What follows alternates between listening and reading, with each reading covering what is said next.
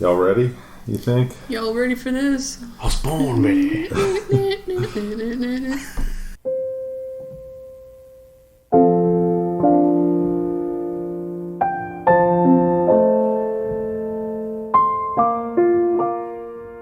Happy holidays from the Signal Watch podcast. The world is full of movies about Christmas and the Yuletide season. But some movies just happen to take place at Christmas for absolutely no reason whatsoever. Hi, I'm your host, Ryan Steens. This holiday season, join me and our cadre of co-contributors as we examine movies that are kinda, sorta holiday adjacent, more than an actual Christmas movie. It's not exactly Christmas movies, but you can't say they don't occur during Christmas, so you get it. Stay tuned. We're gonna try to make this work.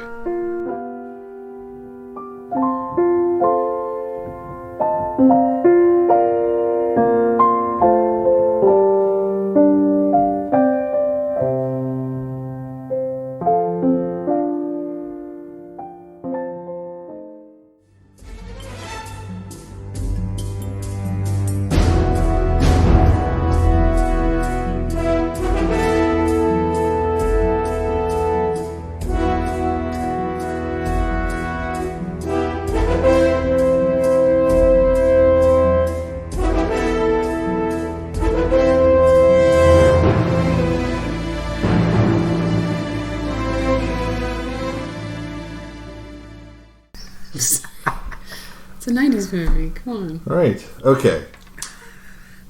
Happy holidays and welcome back to the Signal Watch, or welcome to the first time to the Signal Watch. If you've not been listening to this particular holiday series, what we've been doing is not necessarily covering Christmas movies so much as movies that happen to take place at Christmas. Because we're not going to talk about Die Hard. Everyone else is talking about Die Hard. Today you're getting A Simon Day. Hello, Merry Christmas to all our listeners. And Jamie Steens sitting in. And I am, as always, your host, Ryan Steens. And we watched The best film ever made. We watched The Long Kiss Goodnight. 1996, directed by Rennie Harlin, and starring his then wife, Geena Davis. Right. And Samuel Jackson, of course. And you got to have Brian Cox in that time period. He's in every other film. Right. David Morse. I think that's about it for the biggest names.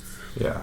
Yeah. And it's an interesting time capsule from this movie. Between one, Geena Davis was having a bit of a moment around this time when she was married to Rennie Harlin, where he tried to turn her into an action star, which was an idea I quite liked at the time, even though I did not see this movie at the time because I had seen Cutthroat Island. I like how at the end of this she took, for no reason, they cut her sweater off her, which was a little bit sexist, I thought, because they left Samuel Jackson's clothes on, but I thought the only reason they've done that is so she's got her Die Hard vest on. Of course. Ready for the finale, so for no reason. Yeah. To give them a little bit of credit, I thought they maybe did that because they were trying to freeze her. Well, yeah, you're right. But still, you're they right. didn't need to do that. I guess they're planning to put her in the freezer. I just didn't realise that.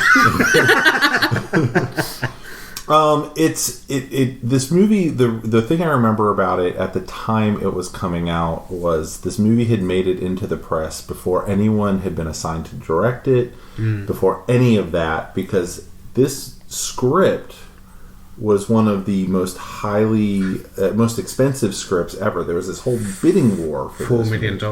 Yeah. And who was the writer again? Shane Black. So Shane Black basically... I say that like I don't know. He don't know. This movie takes place knows. at Christmas, and it's an action movie. Well, this is it, because, Shane Black's been here a few times before. I mean, at the time, you're right, it was like the highest... It was the world record at the time for buying a script for $4 million. Kind of around the same time as Joe Estevez was doing Showgirls. I think he wasn't far behind. And I think, this was the tipping point for people to complain about that. And maybe something that went against the film a little bit. Oh, absolutely. Yeah. Yeah, and that was how I remember it in the press here was it came out and everyone was like, what would he pay for? Why was the script supposedly so amazing that it had to be made, that it turned into this crazy bidding war? Yeah. And so whether the movie was good or not, it wasn't as good as however much they'd spent on the script. It'd be like if you saw any other action movie and they were like, it cost $500 million to make it, you'd be like, and I don't understand how that happened. Well, like you say, I mean, we got two things going on here. On the one hand, like you were saying, we got Shane Black, who kind of like, I guess, came to prominence with the Monster Squad, and then I would not say he came to prominence with Monster Squad. Well, I'm the only person I know who ever saw that in the theater. I guess for nerds like us, but I mean, Lethal Weapon was his big breakthrough, right? Which is funny because when you first mentioned doing this, I thought of this first, which is why I stuck with it. And then obviously got sidetracked by Jaws of Revenge, which we recovered from. It's easily done, getting sidetracked by that. But then, shortly after, I kind of thought Lethal Weapon as well, because you kind of forget, like Jamie said, Die Hard. Everybody goes on about Die Hard, Die Hard, Die Hard. And even though Bruce Willis has turned into a grumpy old git the last 10 years and goes, Die Hard isn't a Christmas film. Yes, it is, Bruce. Obviously, it is. It takes place at a Christmas party. Whereas, I think that's why that's classified a Christmas movie, whereas Lethal Weapon... And remember in Lethal Weapon, there's a shootout amongst the Christmas trees. With, kind of like Mel Gibson shooting the bad guys. And then at the end, he's fighting on the lawn with Gary Busey, all the Christmas lights in the background. But it's background. That's the difference, I think. But well, the way I was defining it, I think, to Laura, and I don't think we recorded this, was pick something where the action, none of it's driven by the fact that it's Christmas. Like Die Hard takes place, like you just said, at a Christmas party. He's there because it's Christmas. He's trying to reunite with his wife because it's Christmas. Versus... It just happens to be. Yeah, this happens to be certainly Lethal Weapon. Like, I remember the first time I saw Lethal Weapon, I kept going, oh, right, it's Christmas. Like, every time they drive past lights or whatever. Because it's LA and it's, being all sexy saxophony and, Wow. Bring Michael Caine going on there. Well, it's like, so Shane Black, basically, he did this a few times. And in fact, he's done this so much that people now point it out. And he says he's not going to do it again. But he set Lethal Weapon, The Long Kiss Goodnight, Kiss Kiss Bang Bang, Iron Man 3, and The Nice Guys all at Christmas. And Last Action Hero. I'm not sure about Last Action It starts at Christmas. Does it start at Christmas? Yes. Okay. The film within the film at the beginning is like a Crazy Santa or something. Okay. Because I think the Last Boy Scout. I don't think that is, and that's one of his few that isn't. That's a football season. That's a football season, a summer movie. I think there's a little bit of whimsy with the idea of setting a bunch of people dressed as reindeer amongst people, with machine guns. That has to be very appealing to a director. I read this great Shane Black quote, which was actually pretty long, so I didn't bother writing the whole thing down. But he was asked a couple of years ago, why?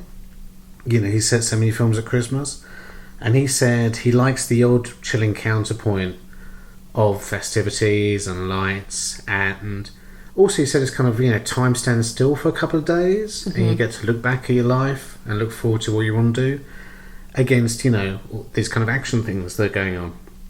And on the other hand, he also kind of said one Christmas Eve he went to a Mexican taco van, and there was these lights hanging up outside it, and there was this one little broken figurine line of the Virgin Mary, and he just went, that's really kind of beautiful, and that's kind of hidden magic that's kind of all around this season that you just don't notice. So so he said that kind of really made him want to put that into movies. I think he does it some of the best, honestly. As we're going through all of these different movies, I don't want to criticize anybody's choices, but some of these movies have Christmas in them more than others. Oh yeah. In some of the stuff in the last movie I watched with Laura, we were saying you wouldn't clearly it wasn't Christmas when they filmed this kind of on location. Yeah. And they don't do a ton with the fact that it is Christmas in the movie. In this one, it's around them a lot more, and it does have a little bit more of the reflection, and you have a kid as a character in this movie, which is another Shane Black kind of like mainstay, basically kidnapping Christmas and a cute and mouthy kid is basically what he does in almost every film. One of my biggest takeaways from this movie is that little girl is going to be so traumatized. My God. Yeah, she saw a lot. And I know they tried to set it up in the beginning as, oh, she's this delicate little girl. She's afraid to go ice skating. And then by the end, she's like pounding on her mother going, wake up, you have to save us. I mean, that was a little bit of a stretch to me. I mean, she had just been through murder, like so much murder and explosions. Also a truck crash, which she goes to a wall doing about 70. Yeah. And then slides on its side. And then but she's okay. She goes, I bumped my head. It's like, at least you're in one piece. All of my joints are broken, Mom. I can't feel my legs. No. She was okay. She was fine. So Shane Black. But actually, the other thing you were talking about was, Geena Davis at this point, I guess from The Fly onwards, had become a leading lady and really hit her peak with Accidental Tourist and League of Their Own. Right. Yeah, she had won the Oscar, maybe with Accidental Best Tourist. Mm-hmm. Yeah, she did. And she was, a really big star at this point. Although this is, I think, the last gasp of her stardom, because like you said, Cutthroat Island did a lot of damage. It was crazy how much damage it did. Yeah, I mean, we're bankrupted at a studio. Things happen. And Cutthroat Island, if you've never, man, we should cover that sometime. It is insanely bad. Yeah. I remember seeing it in the theater. For some reason, I decided to sit in front of my brother and dad, who were sitting behind me, because we were all sitting on the aisle. Yeah. And I just kept turning around and looking at them and doing this like shrug, Was it your choice? Was that why you were doing that? I think it was the thing that we just, between the three of us. Okay. Like, once, I thought it was your apology. No. It was more of just like, why? Why is anything in this movie happening? But I think it was, I was reading up a little bit, because I kind of, the other day I was looking at this up, and it kind of linked on to, Cutthroat Island. And the two things that kind of like were most interesting about it was, so they were already going bankrupt, Carco. So they kind of like kept cutting the promotion budget. And I think Rennie Harlin had to go off and do something, so he wasn't there for script rewrites and building sets. And when he came back, he was like, I hate all of this. So they had to redo it again. But yeah, two things that kind of made me laugh was, one, they took all the money out of the other development project was The Crusades, which was going to have Arnie in it, right, and directed by Paul Verhoeven. And they took all the money from that and cancelled that and going to Cutthroat Island. Oh, that's madness. Oh no! The other thing, isn't that a shame? Why didn't they do it the other way around? And then the other thing was Oliver Reed got sacked in under 12 hours of landing in LA because he got into a bar fight and then exposed himself to Geena Davis when he was drunk.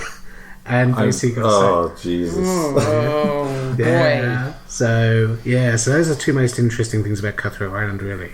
And it proved Matthew Modine cannot carry a movie. Yeah. Matthew Modine was in. Oh my! I never saw it. Okay. We promise you guys this spring we'll do Cutthroat Island. Do we? Yeah. I don't know if I want to sign up for that.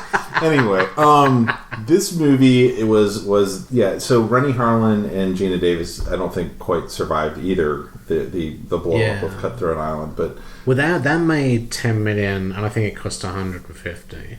So it like wiped, it finished the studio off. It obviously tarnished them both really badly. Yeah. And this came out, Long Kiss Goodnight came out only 10 months after, so I think they were still kind of in the shit, really.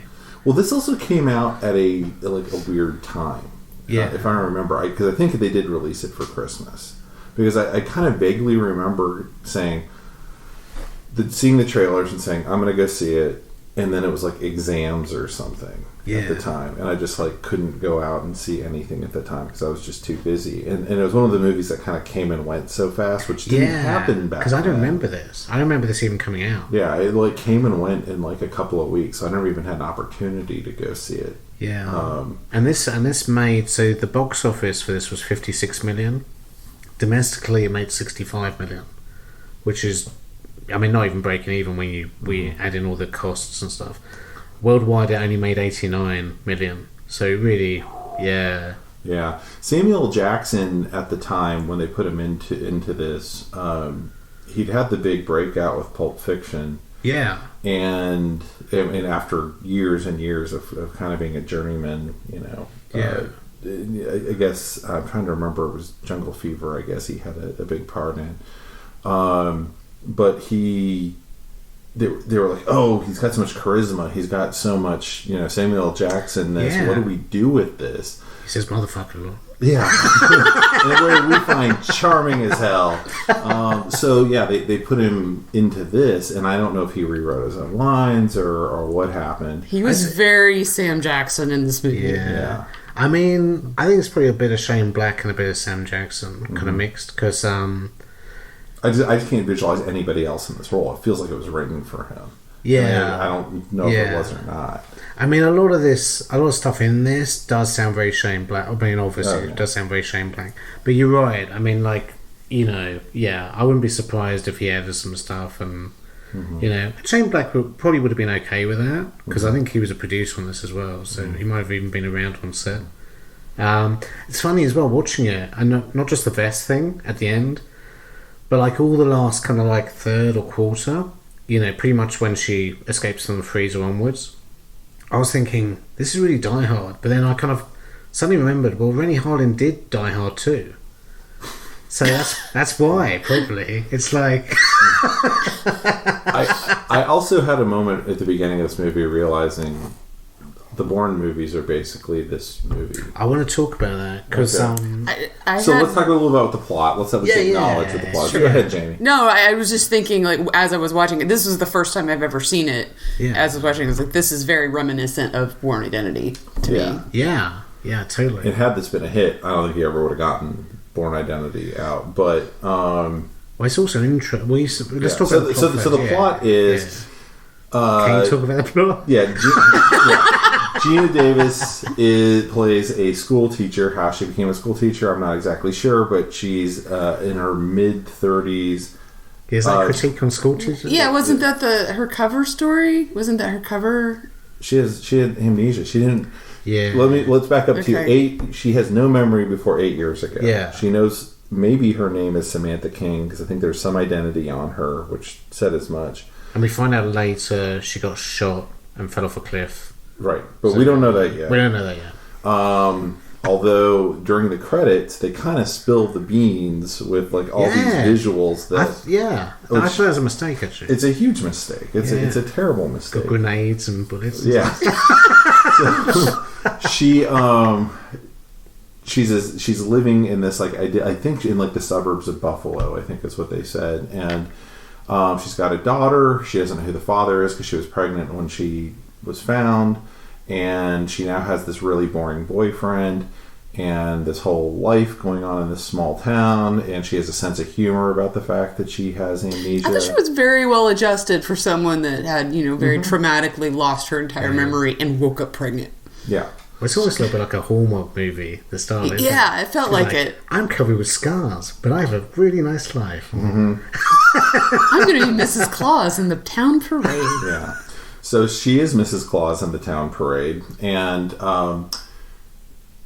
her picture thus kind of leaks out onto TV and means somebody in prison sees her. Someone in prison sees her, and also the U.S. government spy agency has seen her and wants to track her down. So she hasn't been Mrs. Claus every year, then? Obviously. No, right. They also really linger, like, oh, look what a hottie Mrs. Claus is, which seems like an odd thing to cover on the news, but in Shane Black land, well, the whole film is a weird mix, I think, of kind of sexist, but then going, hey, don't be fucking sexist. Yeah. You know? I think there was a lot of that in the 90s, though. Yeah. I kind of like it in a way because it kind of like Samuel Jackson goes, look at her tits. And then Geena Davis has a 10-minute conversation about, do you really need to say that? So you kind of get the best of both worlds in a way. But yeah. And it does make, it was Geena Davis's having this kind of rise to star power. So if it was a way for her to get the conversation into a movie, I wouldn't be that shocked if she didn't say, "Can we write something in?" Yeah. Because that stuff was in movies all the time and kind of taken for granted. very true. But they don't steer away from the fact that Geena Davis is attractive. Yeah. But they... Well, even the old guy who's kind of gropes her in the car at the start dies horribly because of it. Right. He gets kicked in the face by a deer and then he's burns to death. Yeah. She's flung from a car. People experience huge trauma in this movie, not the least of which is her going through the windshield of her own car. It's not big. Yeah, after she lands next to the dead deer and the car goes up in flames, I turned to the guys and said, "This movie just got dark." Yeah. Before she breaks his neck. Right. Yeah. Like it was after she broke the deer's neck. So anyway, then now all our pieces are in play, and some crazy guy breaks out of prison to go after her. There's some feds going after her, and God knows who else. And she finds Samuel Jackson's assistant, who's really the private detective. Yeah. So I did not understand how she got on their radar. They never explained. Well, she said early on Samuel Jackson's radar? Well, she said early on, I started off hiring expensive private detectives to try to find out who I was, and I'm down to kind of scumbags. Oh, she hired them. Yeah. Oh, that makes so much more sense. Okay, real quick. Yeah. And he's obviously, he's set up in the first scene as somebody just doing anything for cash, really. So it's like, and then even it was a little too much and a little bit confusing. Yeah. None of that needed to be in the movie, but whatever, it works, I guess. But anyway, you never see the assistant again, who's actually the brains of the operation. It really seemed like they really used her for the duration of the movie. Well, I expected her to get killed, actually. Like, for them to go, the bad guys to go to the office and shoot her or something, but... Yeah. I'm glad they didn't go that route. Yeah.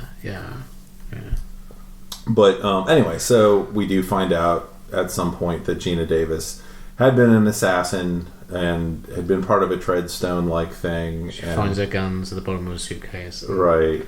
And her memories coming back to her in fits and spurts. And then... She gets Shane Black tortured. Well, she gets all her memories. Well, back. she kind of tries to remake contact, and we're not sure who to trust. Right. And she kind of doesn't trust Brian Cox, who she kind of should. I feel like that was a bit unfair, shoving a coat over him and then hitting him with a golf club. Well, I don't know. I mean, they'd just been ambushed. Yeah. I mean, she thought that he's the one that led them to her. But he also kind of rescued them. I've seen that in movies before, though, where they're like, now I've got you where I want you instead of in public, sort of thing. So yeah, I thought it was a smart move. She goes through a sequence of kind of meeting different guys and I guess doing the wrong thing, choosing the wrong option. Yeah, she thinks maybe she was dating David Morse, who was also at this point after the Crossing Guard and a few other movies around this period having kind of a moment. Green Mile? Was he in the Green Mile? I don't remember. I never saw it. Yeah. But yeah, he was kind of a deal at this point. He still shows up and stuff. My favorite thing he was in, actually, he played George Washington in the John Adams miniseries. He was great as Washington. But he's good in this. I wasn't sure if he was trying to do an Irish accent. I'm not sure what his accent was going on, because he seemed to be trying to slip into Irish, like we've planted a bomb and you're not going to find it, and then he kind of went off again, and I'm like, okay, well, they shot him now anyway. I think that's just David Morse's voice. I don't think he was doing an accent at all. But yeah, so anyway, that's basically the plot of the movie. There's a bunch of CIA guys who are trying, as all of this is happening, they think, the CIA guys think that she's been reactivated or something and is coming after them. Because they are about to do a thing where they're going to set off a bomb in the middle of the town so the CIA gets more money. But what we don't know is since she's been kind of like out of action or unaware, the CIA basically have been not getting the money they want from Congress.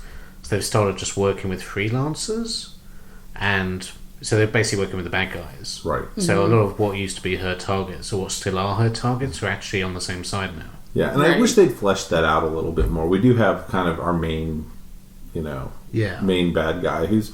I've never seen that actor before in anything else. I don't know if I've seen him in anything familiar since. to me. Now I've got to look him up now. But so the only other thing I've seen him in is I was a big fan of Boston Legal with William Shatner and James Spader, about the lawyers, kind of comedy by the Alec McBeal people.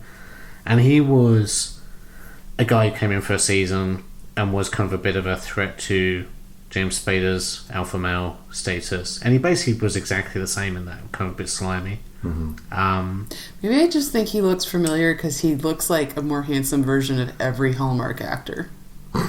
Yeah, possibly. I mean, fair enough. He was also snowbound in this and wearing turtlenecks and whatnot.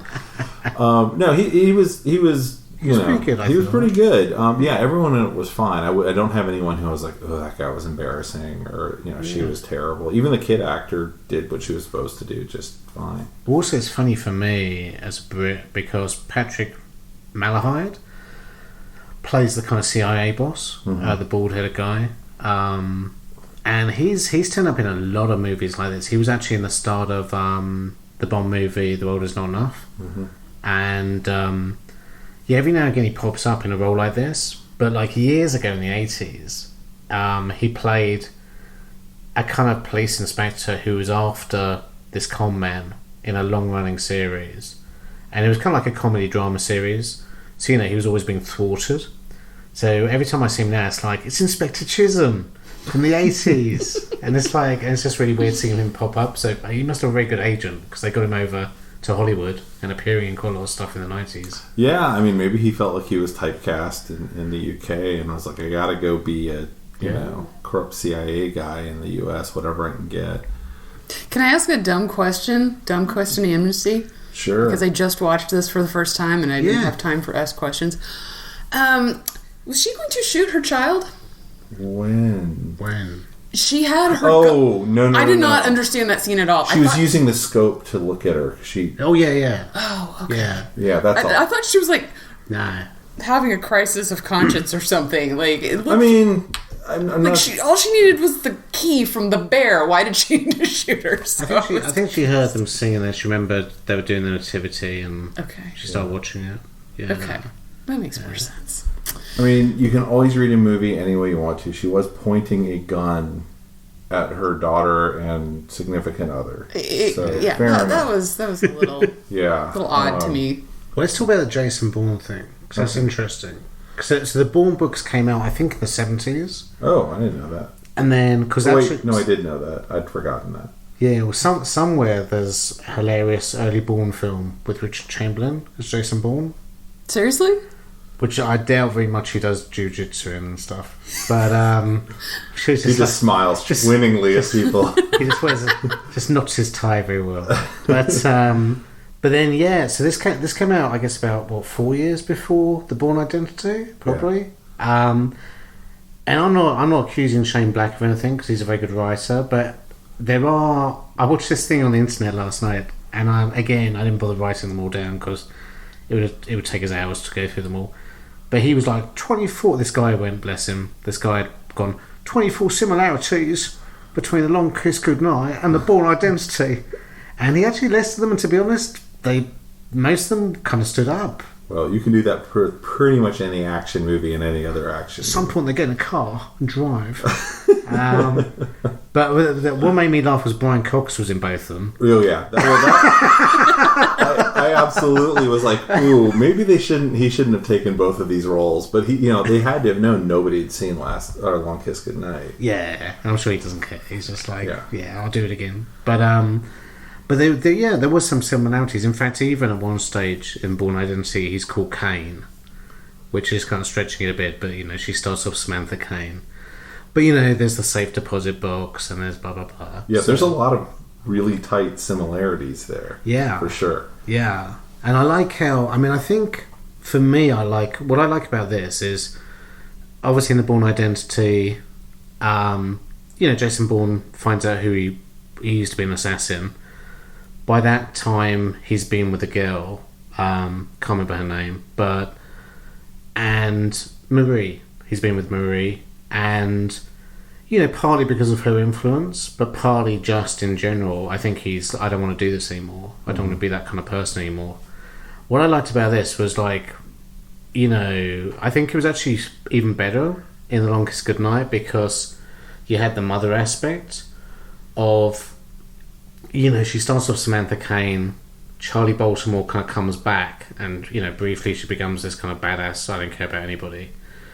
But then, partly through a little bit of Samuel Jackson's efforts, but I think also just herself, she kind of has to become a hybrid. She doesn't go back to being Samantha Cain, but she has to absorb that I care about somebody other than myself. I struggled with that a little bit. I think that was something that the Bourne Identity did with a little more finesse. This movie the characters were so different. Yeah. And I know they were trying to play that up. Like, she's this school marm, and then she's a kick-ass assassin who wears a lot of lipstick and bothers to paint her nails for some reason. Yeah. That seems weird to me. And suddenly, I don't care about my kid anymore. It was just such a 180 that it was almost too much. Too unbelievable to me. Yeah. I don't know.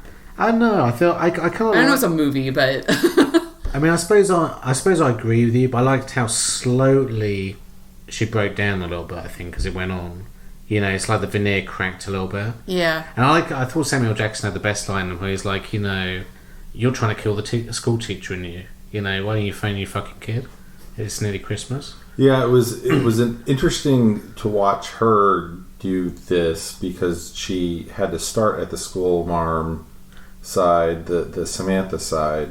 And it was Charlie breaking through for the first part. And then after she's tortured, she has to turn to Charlie to take fully over, right? So she's going to die. So it's Charlie that emerges from the water. Yeah. Fully formed again and takes care of business. And all you see is the footage of 7 people killed on this Pennsylvania farm. Yeah. But then... yeah, she starts coming back, and so Geena Davis has to play not just both roles, but variations within kind of different levels of those things as the 2 different characters are popping out. Well, like you said, when she looks to the sides, and you can kind of tell she's like, I'm having conflicting feelings about this. And of course, I believe she was dead, laying on the ground, and who comes back after her daughter's like, you gotta come back. She seemed to be. Her eyes were open. Is a hybrid of the two. I think it's not a superhero movie. You're not going to have someone literally die and come back. But no. I think that at that point we know the 2 different characters being 2 different characters are dead, and that's why her hair now in the denouement. Yeah. It's long, but it's blonde. It was kind of strawberry blonde. Yeah. It wasn't the bright red, and it wasn't the well, my point was it's a combination. Yeah. You're right. Yeah. And it is. It's the mid-length between the 2. Yeah. And of course we get that little hint of her like throwing the knife at the cricket at the end. But she's got a bit of both, really. That's a tough thing for actors to do. I think it's one thing for them to go like, now I'm Dr. Jekyll and now I'm Mr. Hyde, But it's another thing to have to kind of go, I'm going back and forth with these. There's an actress who, Jamie, you can give me her name, who was on this Canadian sci-fi show. Oh, it's Orphan Black, but she's Tatiana? Yeah. Okay. I'm going to butcher her name if I try to say it. Okay. I will look it up later. If you ever want to see an acting tour de force... She plays like 8 different characters. Yeah, on this one show. I've heard good things about it. Yeah, acting with herself. Yeah. Acting, trying to be another, acting as another character, like, it's just layers upon layers. It's phenomenal. Is she as good as Arnold Schwarzenegger in The Sixth Day? You are me, and I am you, and we are different. We are the same. I'm going to kick my own ass.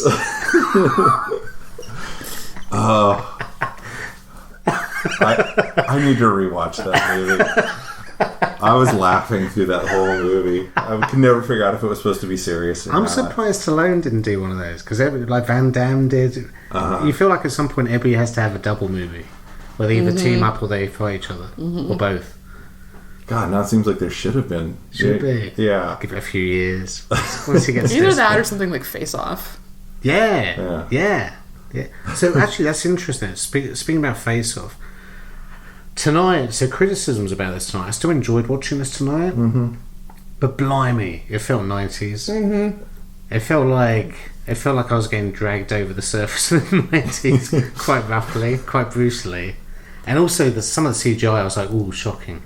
Well, the music too. Yeah, the music was so 90s. Yeah. There was a lot of dialogue that... Not so much Alan Silvestri, I think just like the band playing. Like the band at the end was bad. But well, there was also at some point some like weird sax music that I was just like, no, inappropriate. It's Shane Black. Yeah, right. Put sax in it.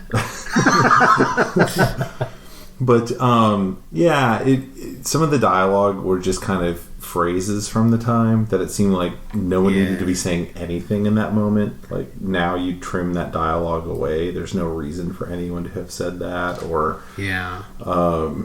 Yeah. One thing that actually... But if you want to hear a bunch of 90s catchphrases again... Yeah. One thing that pleasantly surprised me about this movie is... they did actually have a low-key kind of romantic vibe between Geena Davis and Samuel Jackson. Yeah. The little smoochies, all that. And they had very specifically shied away from like interracial romances in leads in the 90s. Like I remember like when Pelican Brief came out, I read that book and there is a full-on romance between those two characters, but because it was Denzel Washington and Julia Roberts, they decided to not go that direction at all. That's interesting. So... Well, I liked in this how when she was Charlie, she basically just tried to fuck him. And then, and he wouldn't let her. And then later on, she just genuinely gave him a kiss. And it wasn't... I think it was even a romantic kiss. It was just like, I might die in a minute. And, thanks for everything you've done. So, it's kind of nice. Because obviously she's got a boyfriend or whatever at home. Or a husband. So boring boyfriend. Yeah. It's like... Yeah, Mitch was much more interesting than boring vegetable boyfriend. drawer. He's got a vegetable drawer. That's about what he's got going for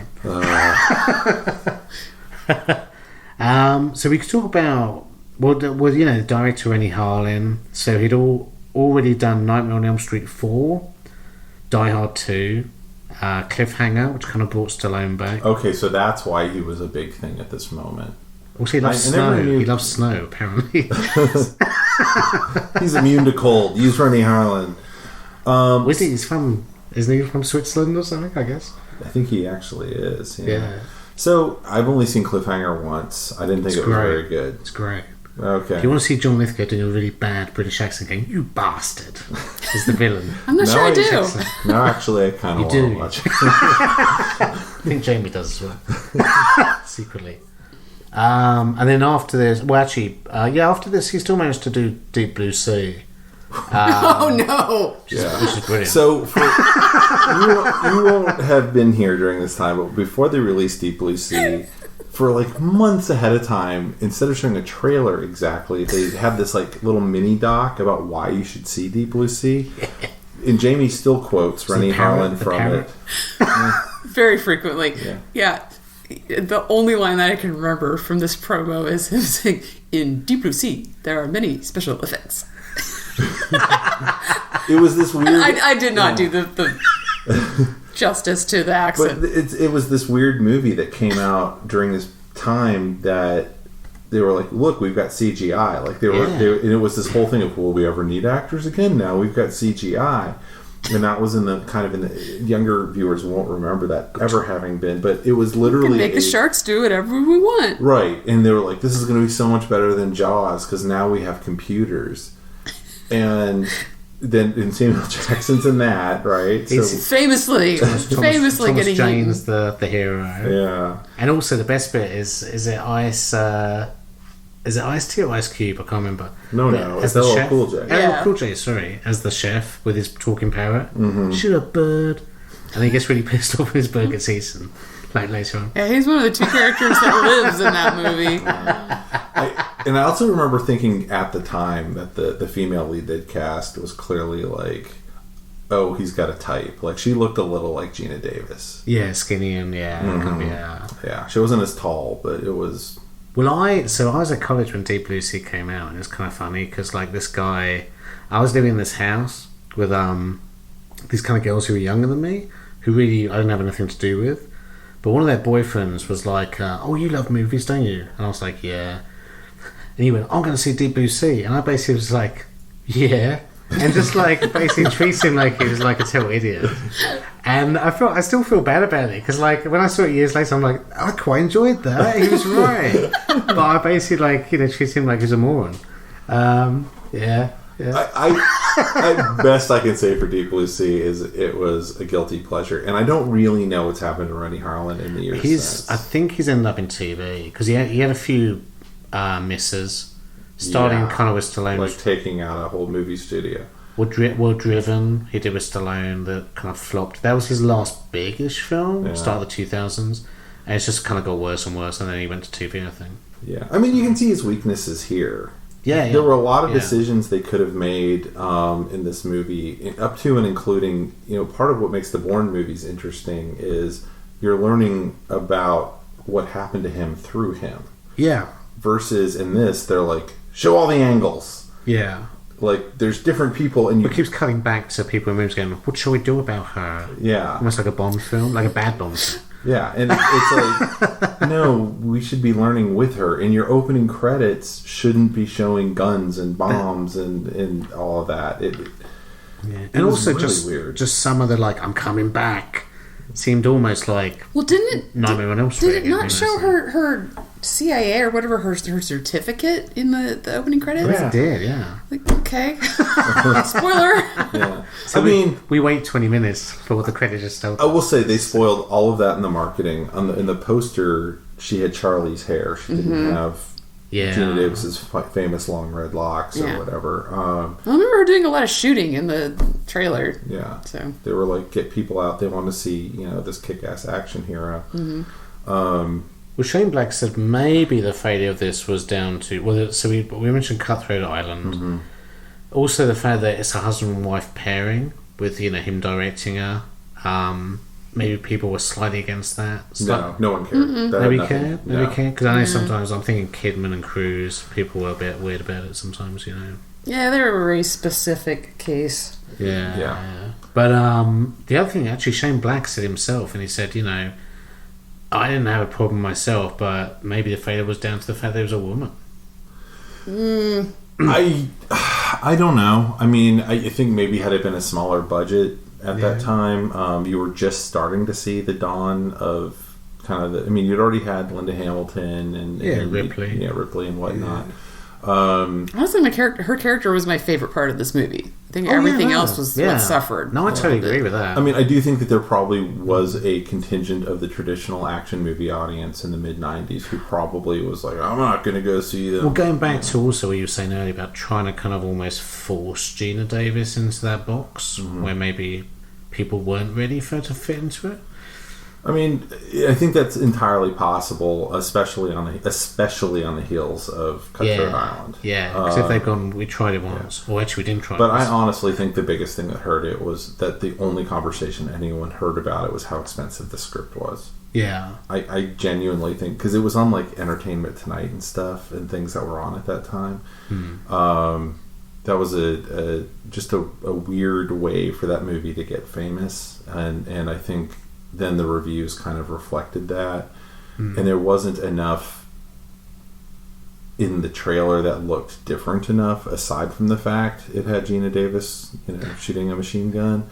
I mean, which was at that point not how she was thought of. She was still kind of a leader, except for Cutthroat Island, which but I don't know how many more movies they were going to make, like League of Their Own or whatever, that were kind of the ones that were considered. I mean, I will say, for its faults, and playing devil's advocate a little bit here, this is the same week that Charlie's Angels has just come out and totally bombed. I mean, it made $8 million. So I heard that, but I also will say I saw exactly one advertisement for Charlie's Angels. Well, I think they cut the promotional budget for it, which doesn't help. Yeah, I saw it when we went to go see Crawl. Yeah. And that's the only time I ever saw a trailer. I've never seen any print ad. Nothing ever came across the internet for me. I didn't hear anything about it until I saw, who's the producer? It's Elizabeth Banks. Yeah. Elizabeth Banks defends Charlie's Angels' failure. I was like, Charlie's Angels came out? Yeah. I saw the trailer 2 or 3 times in front of various films. I mean, I'm not a huge Charlie's Angels fan anyway. You know, I never really watched the TV show. It's a franchise that's also 45 years old. Well, they also did another... They've done a Charlie's Angels movie and 15 years ago. And with that one, it was very tongue-in-cheek and very action-orientated, which I feel like this one isn't as much action-orientated. You know, it seems to be like a lot more kind of spy-ish. Yeah, a little Ocean's 11 sort of vibe. Yeah. I haven't even seen a trailer for this one. But then Elizabeth Banks came out. So what I was going to mention was Elizabeth Banks came out after this. And she might have actually said... I think she said this comment just before it opened.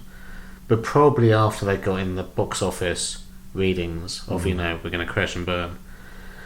And she said, you know, this is going to fail because men aren't willing to watch a strong female action hero.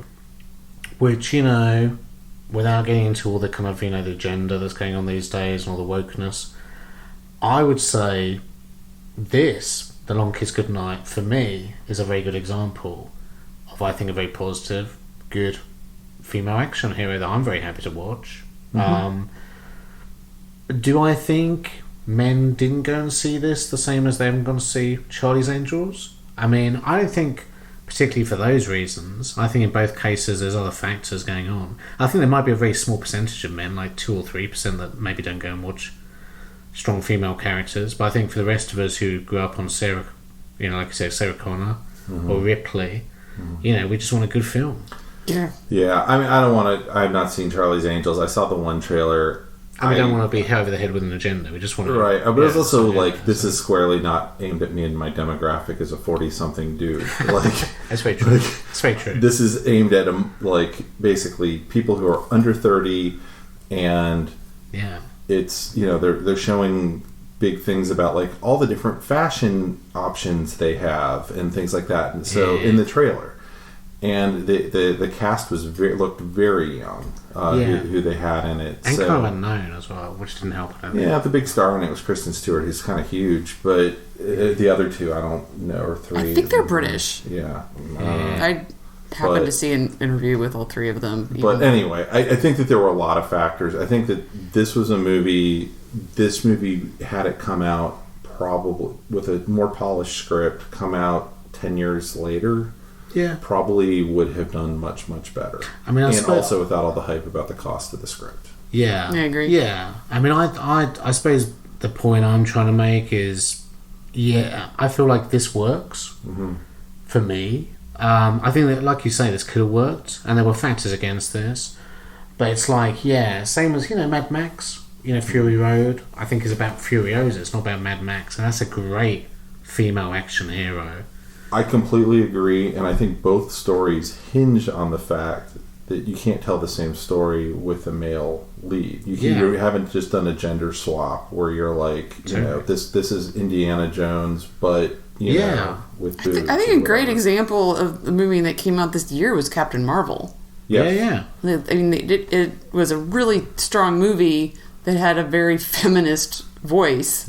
Yeah. Well, Elizabeth Banks was kind of saying Captain Marvel and Wonder Woman didn't count because that's from a kind of male-centric... I mean, I didn't see her interview, and I have not seen anything about Charlie's Angels, but I have to disagree with her about, men just don't want to see strong women. I mean, they want to see good movies. Yeah. I mean, that's it boils down to it. In 2019, if it's a good movie, Captain Marvel made $1 billion. Yeah. And I love the fact in this that Samuel Jackson kind of is the damsel in distress. He's kind of like, I'll be waiting for you to come and rescue me. A little bit, She's like, I'll be there soon, you know. I thought that was great.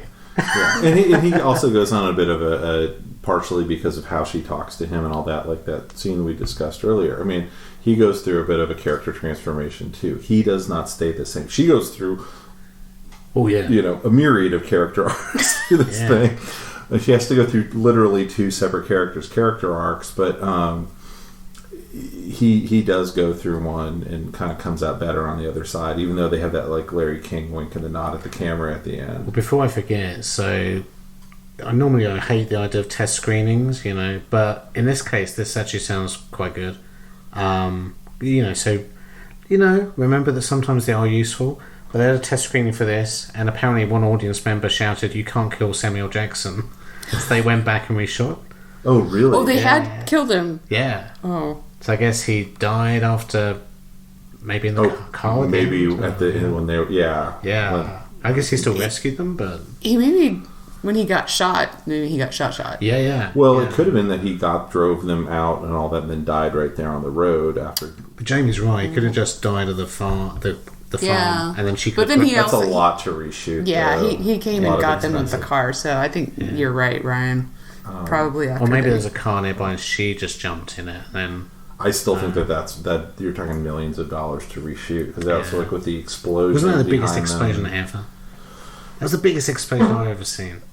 There's also the grenade that created a fireball like the size of an entire floor of a building, which unless it hit a gas line, that was a bit midnight. That was also the slowest explosion I've ever seen, because they had to run down. You've never seen Aliens vs. Predator. They had to run so far to jump out of that window. Yeah, that reminded me of the mid-90s though, with the falling cars, because I'm like, this is like Twister. Yeah. It's Twister, except there's no cows.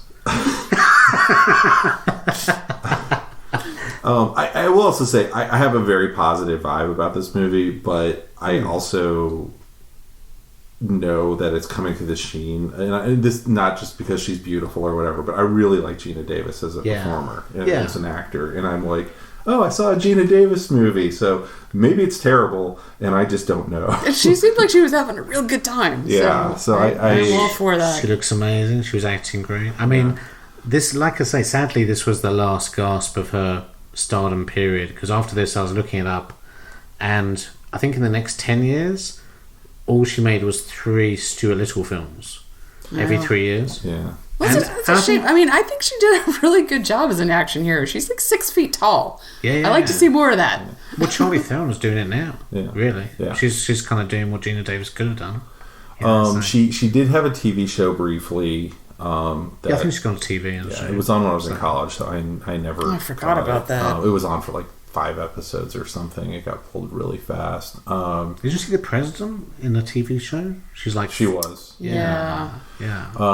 And she's also, I think, most importantly, spent a lot of time kind of out ahead of the Me Too movement and all of that, but out there talking about how few women are behind the camera and above the line in Hollywood. So folks like Elizabeth Banks kind of had someone out there who there was an organization that Geena Davis, I don't know if Elizabeth Banks leaned on it, but she's moved into being a producer and doing all these other things as well as a performer.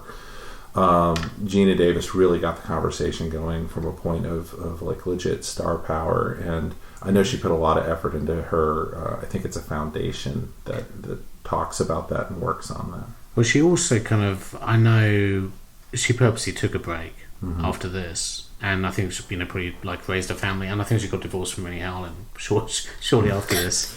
Ooh, no relationship there, but yeah, so but she she's doing fine. She's had a very varied kind of like TV career. She appeared on Glow this last season. She did. Gorgeous Ladies of Wrestling. Wasn't she in The Exorcist as well? TV show. She was in The Exorcist TV show. I believe you. I didn't see it. I heard it was pretty good. Yeah. She was great on Glow, honestly. And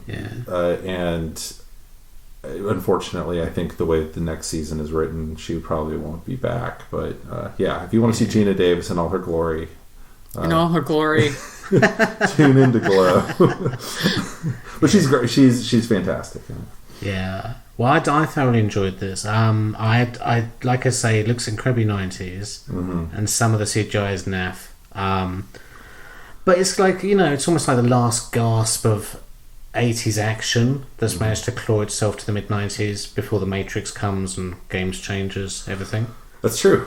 Yeah, there was a little bit of little bit of Commando there at the end, where I think Ryan mentioned, why do there need to be so many government employees there? They're trying to do this super covert thing where they're gonna basically stage a fake terrorist attack in the middle of Niagara Falls, New York, and blame it on a dead Iraqi. And they have, for some reason, like 100 different guys all there in matching uniforms, carrying machine guns, walking around a whole motel, which is kind of exposed. Yeah, it's like a Niagara Falls. Yeah, and but it is people are going to notice, and one of those guys is going to spill the beans. It's like when you do something like this, you do it with like, there was no reason to have more than 3 guys. Yeah. You needed one guy to drive the car, one guy to drive the truck, and maybe one other guy. Some tourist is going to be going, what's that over there? Click, click, click, click, click. Yeah. Be Superman will be staying at that hotel next to Niagara Falls.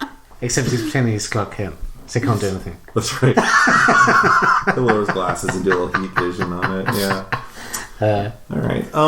But yeah, it does have more Christmas in it. It's got kind of the spirit of Christmas. I like that. It's it makes me want to go home, which I probably will do after this, and watch some more Shane Black films. I look forward to your reporting out on that. I'll be like, they're all the same.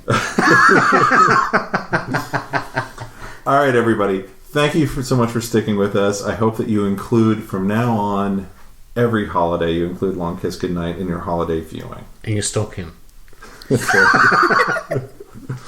Merry holiday Christmas thing. Merry holiday Christmas thing. Merry Christmas. Have a lovely holiday.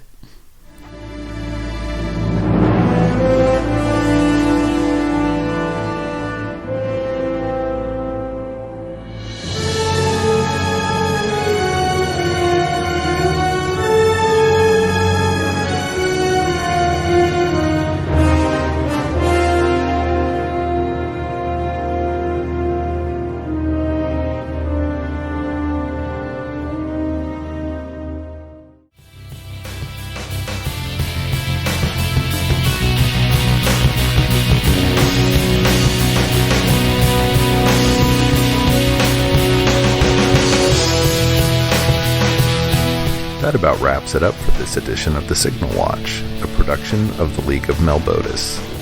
Thanks for sticking with us. If you enjoyed this podcast, we invite you to drop on by the Signal Watch blog, where you'll find write-ups of a wide variety of movies and more. You can drop comments on this podcast and let us know what you think. We do have a Signal Watch Patreon, and if you're so moved, we'd most certainly appreciate your support. We'll be back soon with more exceedingly high-quality content. So, until next time, God damn it, babies. You've got to be kind.